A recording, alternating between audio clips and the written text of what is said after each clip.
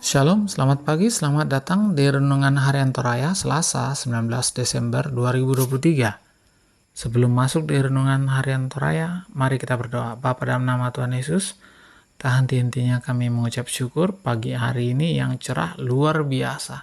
Udara segar hari ini kami akan baca firman-Mu, biarlah firman-Mu ini tetap tinggal di hati kami dan kami lakukan setiap hari. Di dalam nama Tuhan Yesus, haleluya, amin. Pembacaan terdapat pada 2 Raja-Raja 2 ayat 19 sampai 22. 2 Raja-Raja 2 ayat 19 sampai 22. Elisa menyehatkan air di Yeriko. Berkatalah penduduk kota itu kepada Elisa, "Cobalah lihat, letaknya kota ini baik seperti tuanku lihat. Tetapi airnya tidak baik, dan di negeri ini sering ada keguguran bayi." Jawabnya, "Ambillah sebuah pinggan baru bagiku dan taruhlah garam ke dalamnya." Maka mereka membawa pinggan itu kepadanya. Kemudian pergilah ia ke mata air mereka dan melemparkan garam itu ke dalamnya serta berkata, "Beginilah firman Tuhan, telah kusehatkan air ini, maka tidak akan terjadi lagi olehnya kematian atau keguguran bayi. Demikianlah air itu menjadi sehat sampai hari ini, sesuai dengan firman yang telah disampaikan Elisa." Amin, firman Tuhan. Tema pagi ini adalah jangan menghina hamba Tuhan. Kedaulatan Tuhan tidak bisa dihalangi oleh siapapun dan oleh kuasa apapun. Ukuran manusia tidak dapat menjadi standar untuk menilai, apalagi menolak keputusan Tuhan. Kuasa Allah dapat dinyatakan dalam segala situasi, dalam berbagai bentuk, menurut kehendak-Nya. Demikian juga untuk menyatakan mukjizat-Nya. Dia dapat melakukannya melalui siapa saja yang dikehendakinya.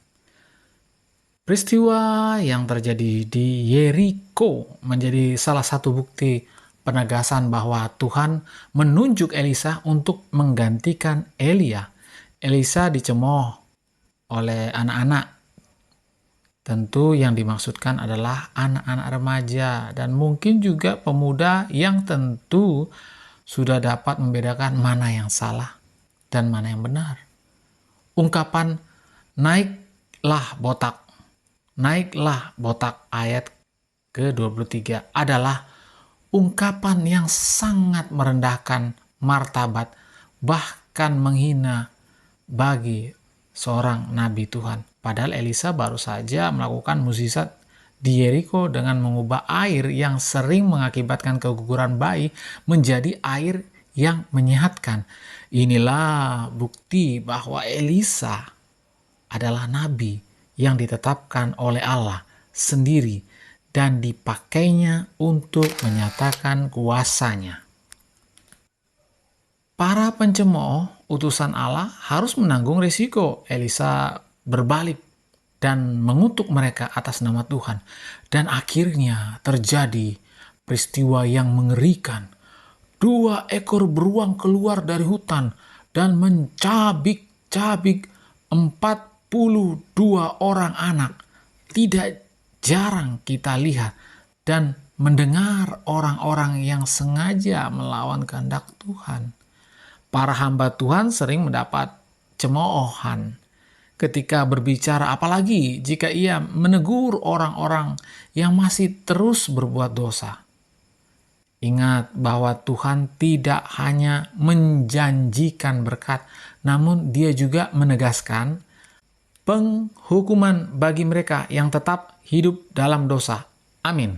Mari kita berdoa. Bapa dalam nama Tuhan Yesus, kami serahkan semuanya. Kami belajar membaca firman-Mu.